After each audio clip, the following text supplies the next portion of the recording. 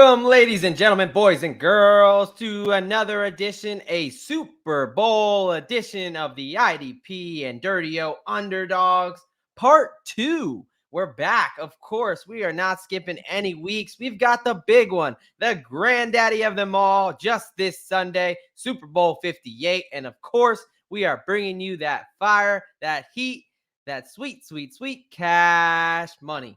All right, folks, it's the Doc here as always, and I am joined by the IDP Godfather, the IDP tipster himself, Mr. Gary Van Dyke, and together we are the Dirty O and IDP Underdogs.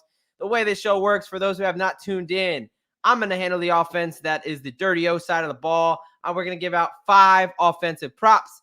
Gary's going to give out his 5 defensive props. We're going to flip-flop each prop from offense to defense, back and forth. And this is not your grandma's prop show. This is not, if you're here expecting to get a bunch of juice and minus 150 and minus 200 and this and that, this is not the show for you, folks.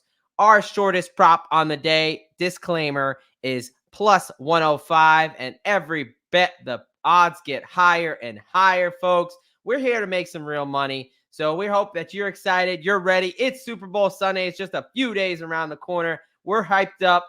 And before we get started, let's tell you about our good friends over at Trophy Smack. That's right. Fantasy football season just came to an end. But what a better way to go ahead and present your trophy than at the Super Bowl. It is not too late, folks. Let's tell you about our friends over at Trophy Smack here. As always, we're brought to you by Trophy Smack. They've got everything you need for your fantasy league and to take it to the next level. They've got championship trophies. They've got championship rings. They've got wall art. Heck, if you want to go ahead and solidify someone's last place finish in history and you want to get it on a damn trophy, go ahead and get it on a trophy. Anything you could possibly want, they have it over at Trophy Smack. I'm telling you, there is no better time than presenting your, whether it's your first base trophy or your last base trophy at the Super Bowl. Everyone's gathered. It's a good time. Want to get yourself a little bit of a pregame. We only got one game. Might as well live it up, folks. And we're going to make it a little bit sweeter. At checkout, you can use the promo code IDP Guys, all one word, and you get a free, yes, a free $000 championship ring with the purchase of a belt over at TrophySmack.com. That's promo code IDP Guys, all one word. All right, Gary, we ready to kick this thing off, baby? Let's go ahead and get our first defensive prop. All right, bringing it up here. We're going to look at one of our favorites we've been picking on throughout the playoffs, and he kind of surfaced again last week against Baltimore. Chiefs L'Jarius Sneed over 3.5 solo tackles at plus 105.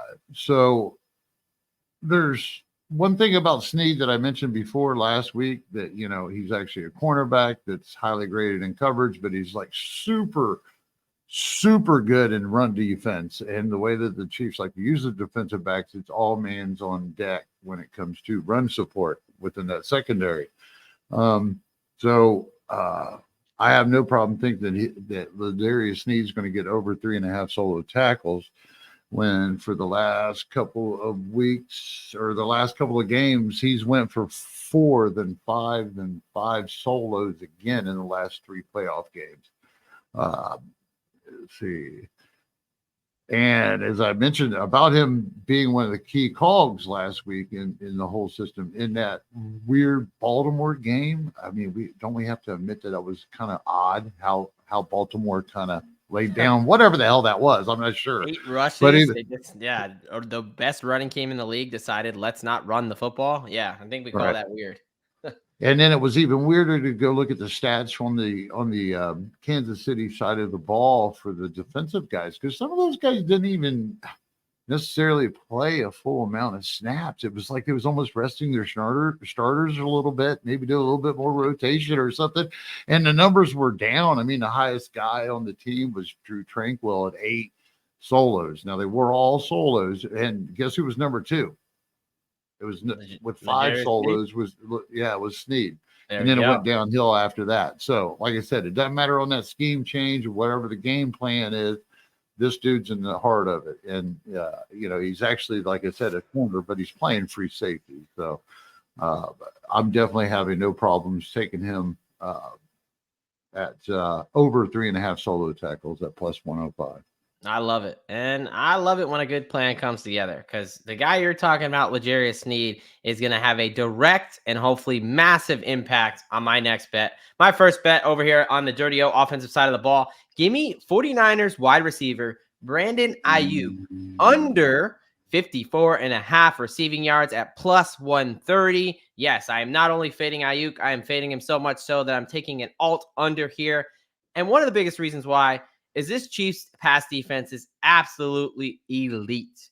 They are only giving up about 175 yards through the air throughout the season, but they are a little more susceptible on the ground. They're giving up over 100 yards there. So I think one thing, game-wise, game script, I think if the 49ers are going to have success in this game, it's going to have to come through the ground. It's going to be CMC and Debo getting, 30, 40 carries between the two of them. I also think that Brandon Aiyuk is a very big boom or bust guy. If you look at his game logs, he's averaging just 50 yards throughout the 2 games in the playoffs. It's either he seems like he's 100 plus yards or like 30 yards, right? And even in the game where he went over this number last week, 51 of those yards came on that insane play that should have been an interception. I mean, it literally hit off of Vildor's helmet, and somehow Aiyuk ended up with it. Without that, I think he was only going to have like 15 yards in the entire game. So barring anything crazy, I love Aiyuk to go under this number here. He's actually hit this number in 56% of his games in his last 9. He's hit it 5 out of his last 9 games. And like Gary said, the guy who I expect to be on the other side of him is Mr. L'Jarius Sneed. I love backing L'Jarius Sneed on a normal day, but L'Jarius Sneed missed practice because of the birth of his child. He just had a new baby girl. What better way than for Pops to show out and absolutely lock down Brandon Aiyuk? Give me L'Jarius Sneed to absolutely put Brandon Aiyuk in hell this weekend. Give me 49ers wide receiver Brandon Aiyuk under 54.5 receiving yards at a juicy plus 130.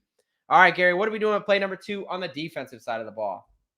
Let's go with the Chiefs. George Karlaftis over a quarter of a sack at plus 120. All right. So this guy is he's been on par all year. He's not an overachiever, but he's an Iron Man, and he's got a motor that won't quit.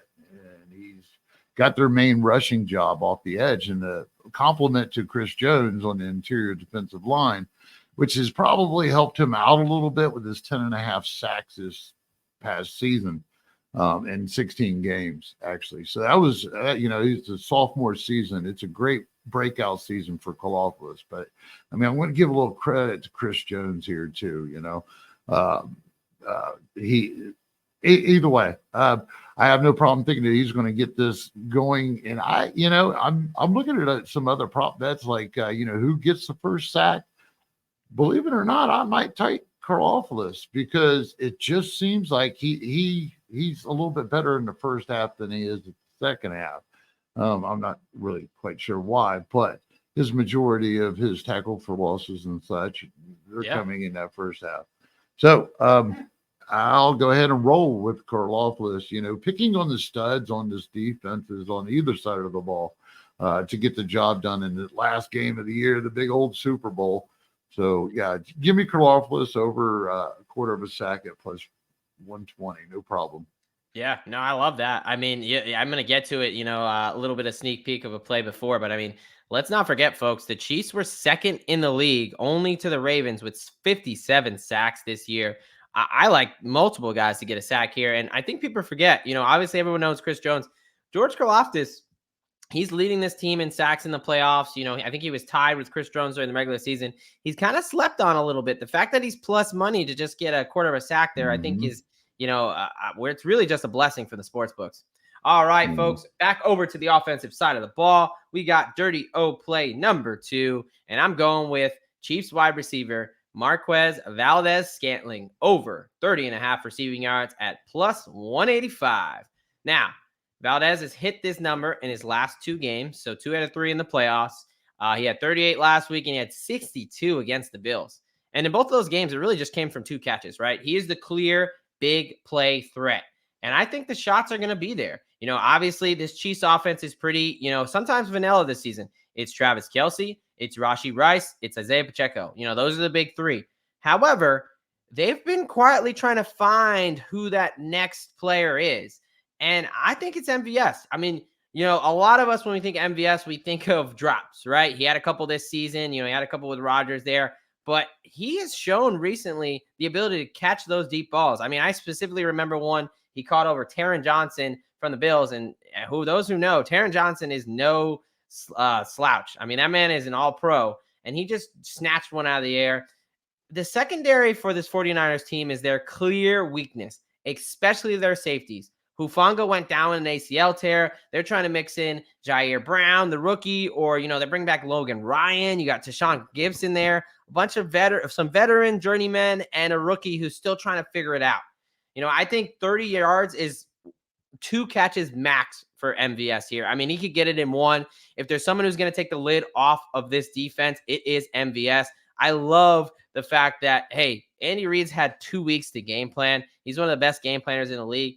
I have to imagine he's going to take at least 4 or 5 deep shots to MVS. We just need one of them to hit to cash this. So give me Chiefs wide receiver MVS over 30.5 receiving yards at plus 185.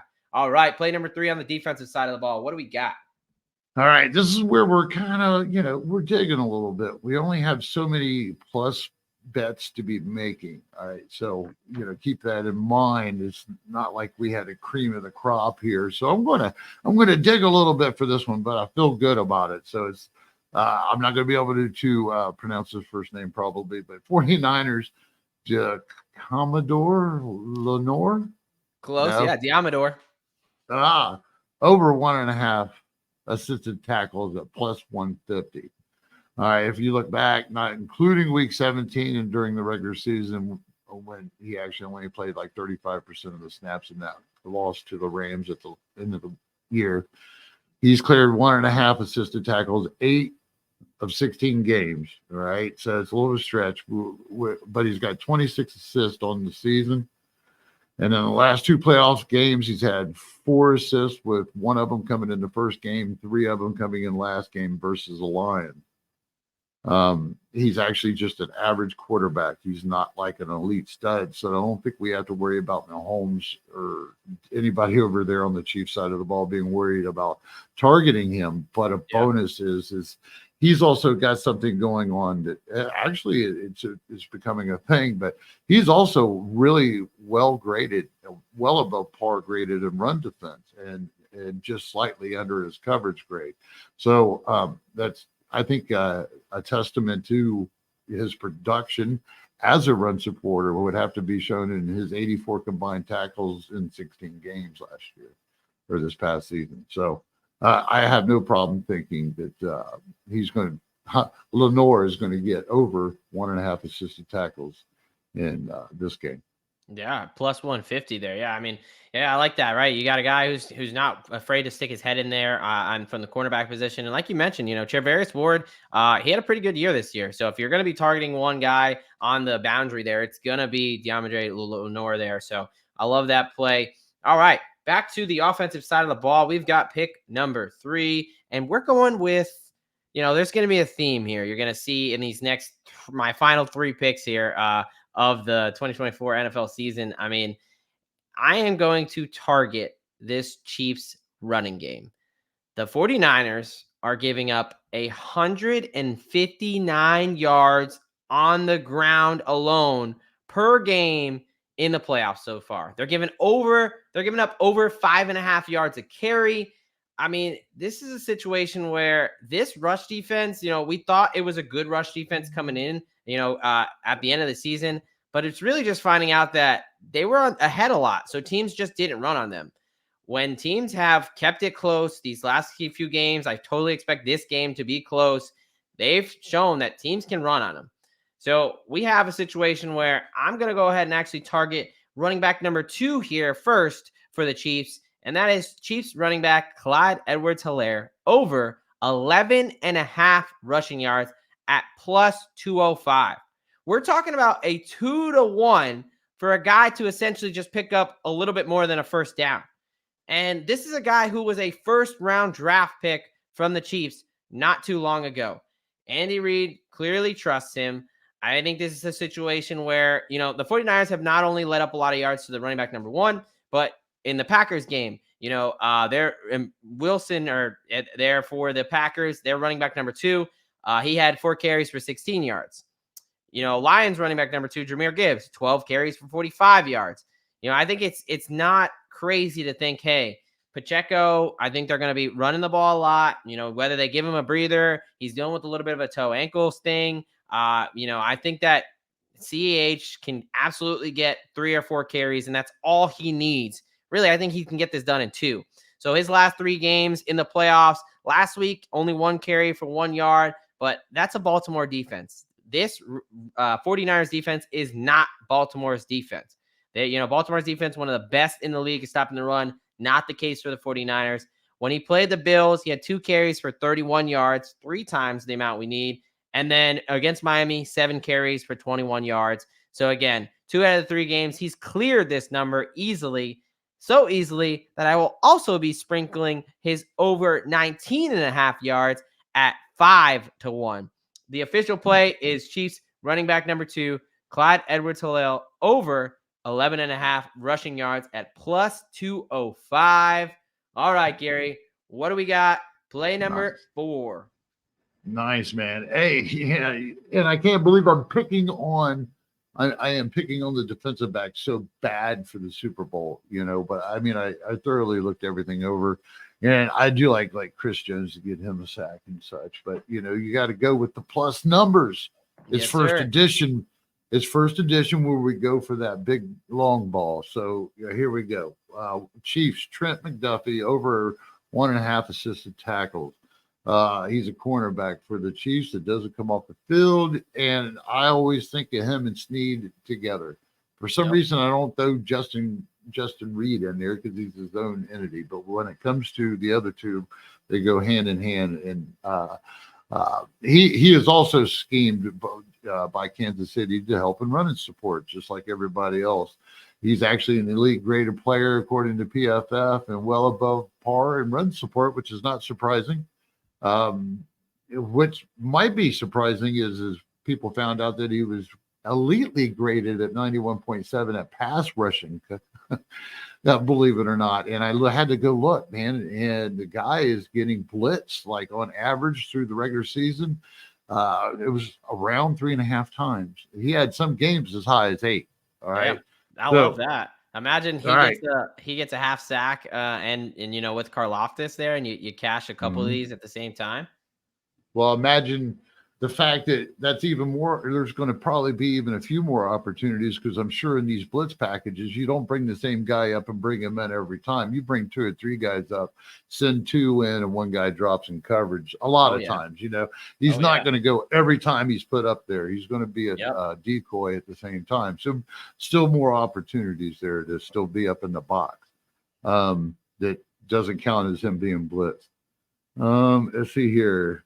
Now, he is coming off as a stinker last game. Again, we mentioned how the Ravens were kind of manhandled or whatever the hell that was. Yeah. So, and it was his first letdown in, as many as weeks, I don't know, all season. I think he had like 1 tackle, 1 assist, and 1 pass defender or something. Like nothing.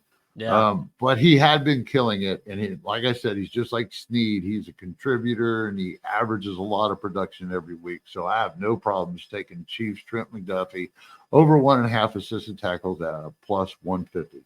Yeah, no, I mean, I love, every Chiefs secondary player. I think Sneed obviously gets a lot. Trent McDuffie gets a lot and of their flowers and duly deserved. But like you said, Justin Reed's a stud. Justin Watson, their young cornerback on the outside, is great as well.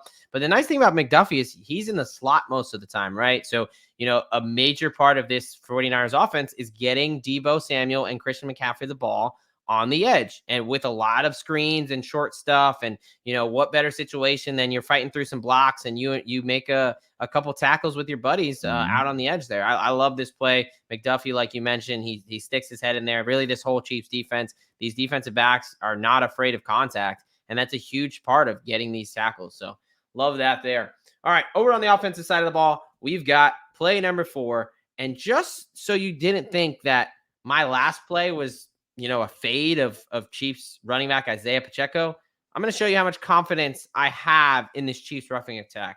I'm going to go ahead and take Chiefs running back number 1, Isiah Pacheco, over 86.5 rushing yards at plus 205. Again, right on the dot, a little bit more than doubling your money for him to do something that he's done 3 out of the 4 times. His last 4 games, he's hit this number 3 times. The only time he's not hit this number was, again, last game against the Ravens. That Ravens rush defense was only giving up, about 60 yards a game in the playoffs. Like, that rush defense is no joke. That Ravens defense is no joke. I mean, he got close to 70 yards there, so he really wasn't even that far off this number. Again, the San Francisco 49ers have played 2 games in the playoffs against the Detroit Lions and the Green Bay Packers. They have given up, on average, 159 yards per game and over 5.5 yards a carry. That is not a Super Bowl defense. That is not sustainable. You don't think Andy Reid, with 2 weeks to prepare, has seen that? And, oh, by the way, it's not like you can just load the box up and play the run, because you're going against Patrick Mahomes. I think this is going to be a situation where Patrick Mahomes and Kelsey make the plays that they need to, but ultimately it comes down to this Chiefs running game, handling the trenches and running it down the San Francisco 49ers throat. So again, give me Chiefs running back Isiah Pacheco, Mr. Crazy Legs himself, over 86.5 rushing yards at plus 205. All right, Gary, play number 5. Go ahead and wrap up with your main plays on defense there. All right, let's anchor this, man, with 49ers Nick Bosa over 1.5 assisted tackles at plus 170. All right, if I'm going to anchor and go this way, I am going to go down with the best guy on the field on the defensive side of the ball, as far as I'm concerned, for both teams. All right, I'm putting everything in the stake here. The one thing I like at the advantages is he's going to produce. This is the big game. He's the big star. All right. And I know they just got done stifling, I believe, Hutchinson last week. They're not going to stifle Bosa. All right. Bosa's going to be bringing his A game. And if it is a tougher matchup, which on paper it is a little bit against the Chiefs, it's actually kind of a bonus to me, because if he's not getting clean shots to get solos or sacks, then he's going to be right there to get an assist. Yep. Because he's going to be around that ball. All right. So I'm going to anchor this the best way that I can and put all my chips in with 49ers Nick Bosa over 1.5 assisted tackles at plus 170. I like it. He's got to be running hard, because he's got to make up for Chase Young loafing on the other side of the ball there. Yeah. Oh, man. Man. Chase Young's been, walking after the play there with that Jameson Williams end around. So, I do love it, right? Nick Bosa, just like you mentioned, Hutchinson, your big play guys, it's the Super Bowl. This is everything you want. He's got such a high motor. He's not going to be stopping. You can pick up a couple easy ones there with him running to the ball, really, and a play out of his gap. All right. Play number 5 for the offensive side of the ball. And I promise you, folks, it is not just the whiskey talking. Have I told you how much I love these Chiefs running backs for this game? Give me Chiefs running back number 2B, 2A, whatever you want to call him, running back 3, Jerick McKinnon, anytime touchdown at plus 650. All right, folks. So you've got a guy who is 3rd in the team on receiving touchdowns, who only played 12 games. He only played 12 games this season. Now, he is coming back from an injury. So let's go ahead and go through this. So he had a sports hernia. He picked that up. He injured it December 17th, excuse me. And he had surgery on January 2nd. Also said he had a pelvic fracture. Now, from the fracture standpoint, typically around 4 to 6 weeks, most fractures are healed. So I'm assuming the fracture healed, and I'm assuming more so because he wouldn't be allowed to practice if it wasn't. For the sports hernia, that is something where it's between typically 4 to 8 weeks. He's going on around week 8 of recovery. He's got about 2 months here with the 56 days to the Super Bowl, and he is practicing. He's still on the IR at this point, but he's practiced twice in a limited capacity. I think based on the injury and based on some of the reports, he's got a real shot to play. The nice part about this, hey, worst case, I've already bet this. You place the bet, and let's say he doesn't wind up playing. You get your money back. So that takes kind of the risk out of it there. I think that he does have a legitimate shot to get on the field. And when he does get on the field, he is clearly the team's best receiving back. Not only is he a great pass blocker, but he's electric as a route runner.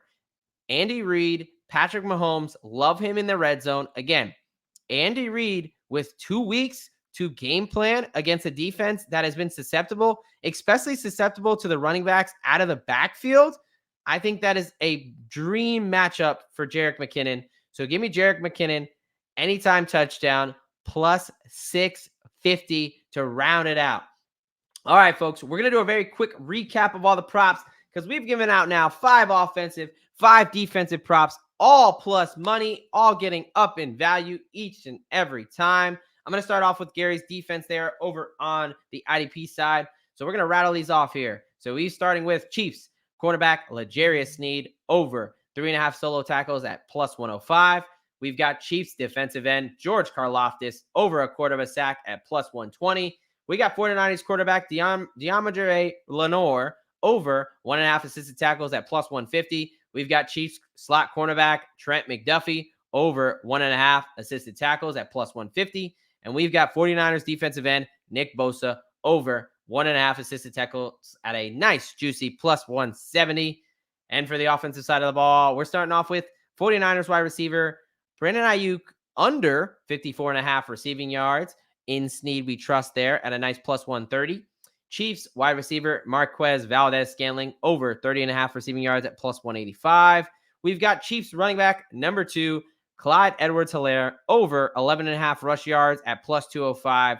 We've got Chiefs running back number 1, Isiah Pacheco over 86.5 rushing yards at plus 205. And we've got Chiefs Jerick McKinnon anytime touchdown at a plus 650.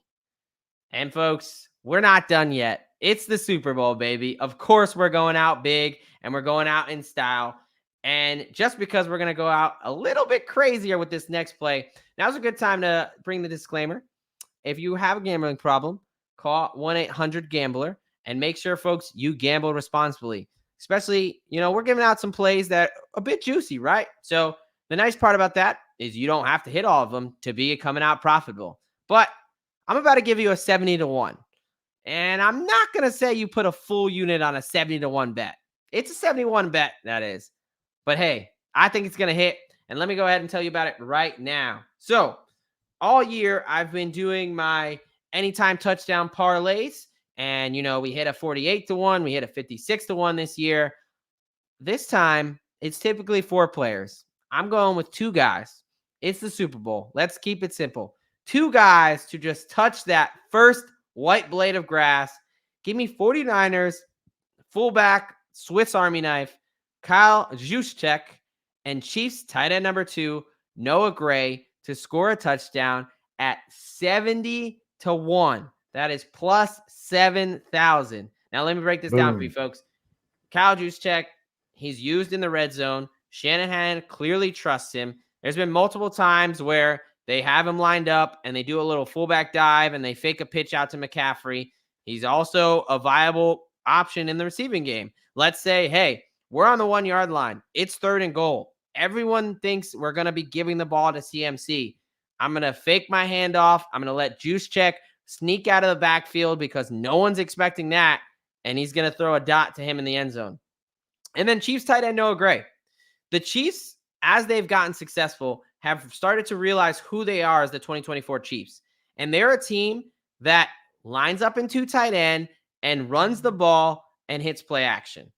Really, outside of Rashee Rice and a little bit of MVS, they have not found many wide receivers who they have trust, whether it's Sky Moore or Young Joka, a.k.a. Kadarius Toney, who believes he's a wide receiver 1, which is absolutely insane, or Justin Watson. None of those guys have been shown to get the trust that Patrick Mahomes wants, and it's the playoffs. You got to throw to guys who you trust.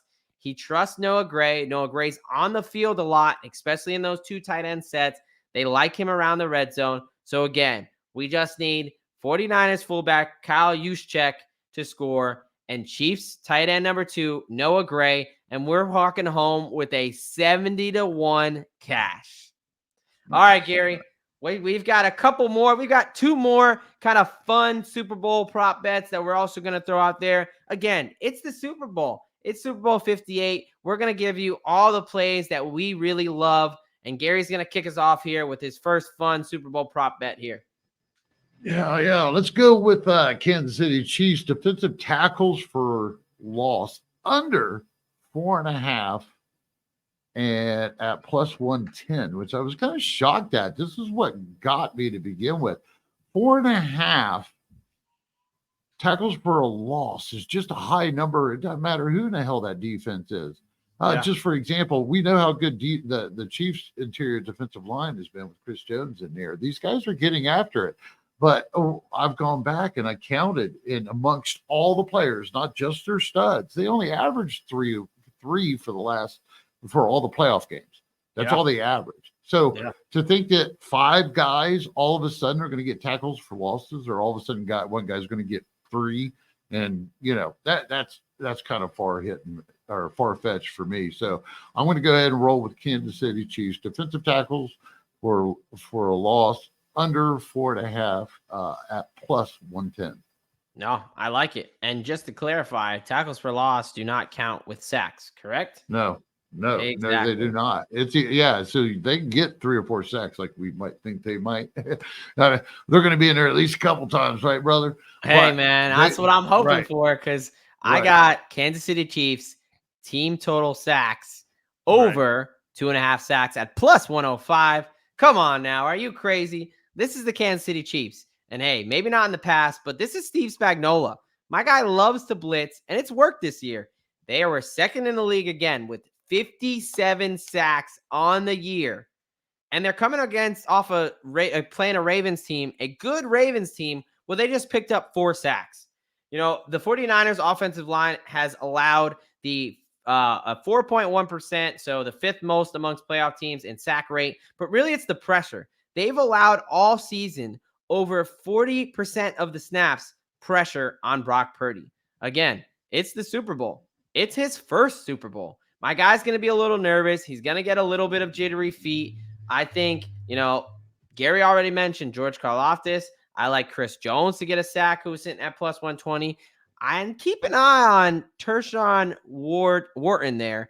So Charles Omenihu and Derek Nottie, defensive linemen for the Chiefs, are out. Trent will too. Track will too. Yeah. So they might have to look for some other guys to step up. But again, the 49ers interior offensive line, and really anybody but Trent Williams, is susceptible. They've gotten beaten a lot this year. So I love the Chiefs to get out to a little bit of a lead, and the 49ers start to press.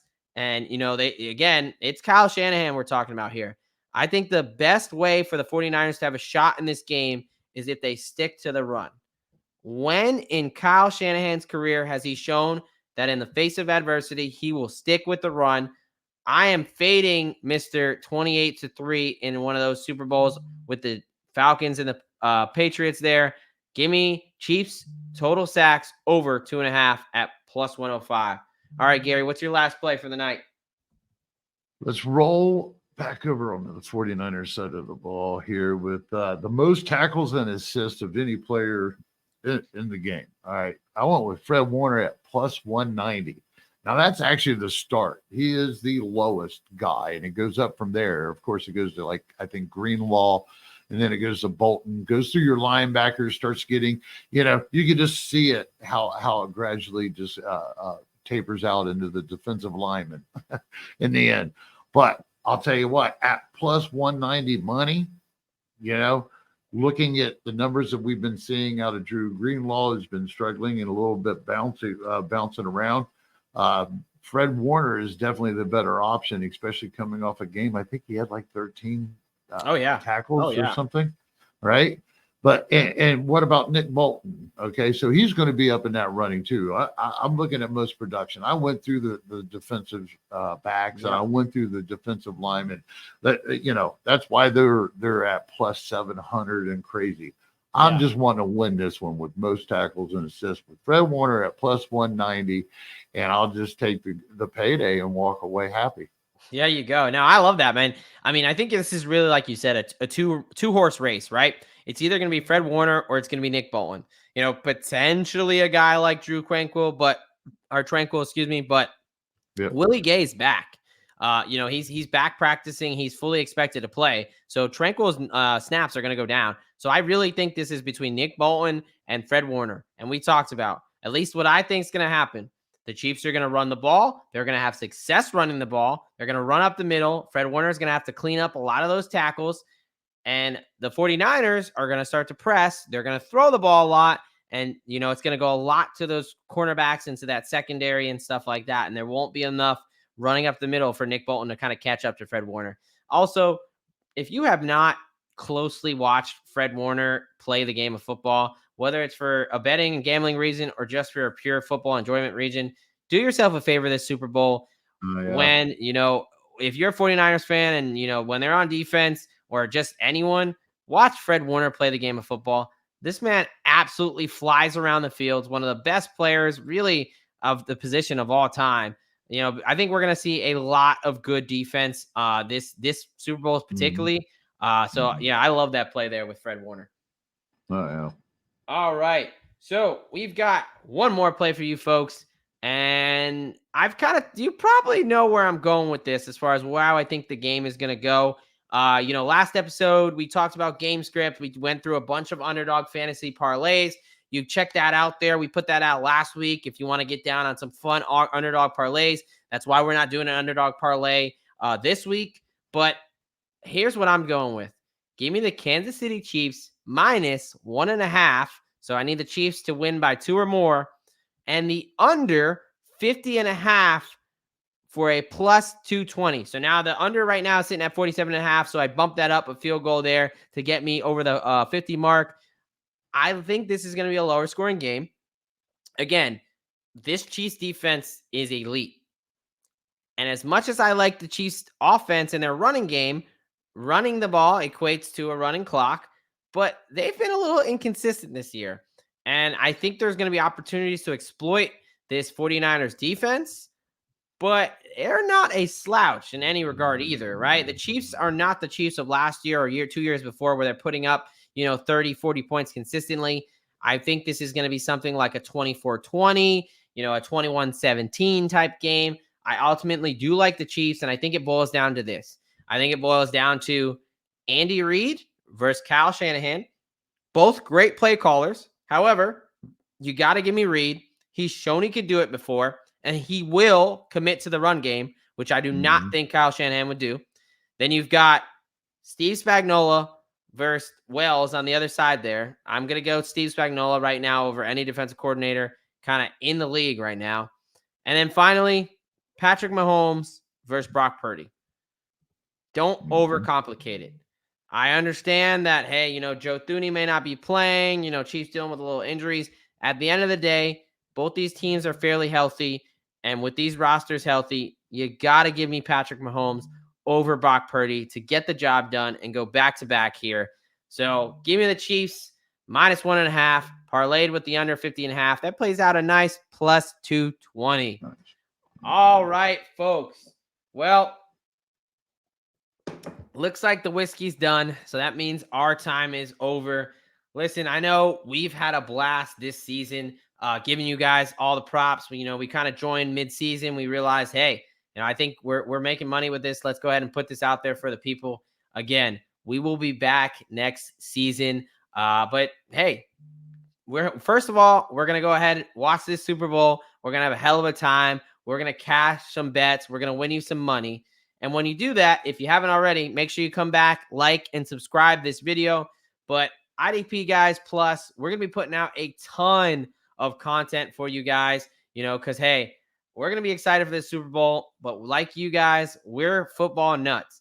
And once that final whistle's over, we're already going to be looking into next season. So, take a couple weeks off, enjoy the off season, but we're going to be right back at it, folks. So we hope you enjoy the Super Bowl. You enjoyed this episode. And as always, I am Football Doc here. And Gary, you got anything for the people? I'll just catch the second edition and the Players Pod. And Sebastian's actually going to join us on the Players Pod this weekend, and we're going to cover some game and team prop bets all across the board. So make sure you don't miss those and enjoy your Super Bowl weekend. Yes, sir. Yes, sir. Yep, we will not be getting me out of your ears just quite yet. But all right, folks, for one last time for the 2024 NFL season from the Dirty O and IDP Underdogs, it's the Doc and Gary signing off. We hope you have a great Super Bowl, and we are out of here. Thank you for watching this IDP Guys video. If you like this content and you want more fantasy football content, click here. If you enjoyed this video and you want to see more videos to help you master your IDP league, click here to subscribe.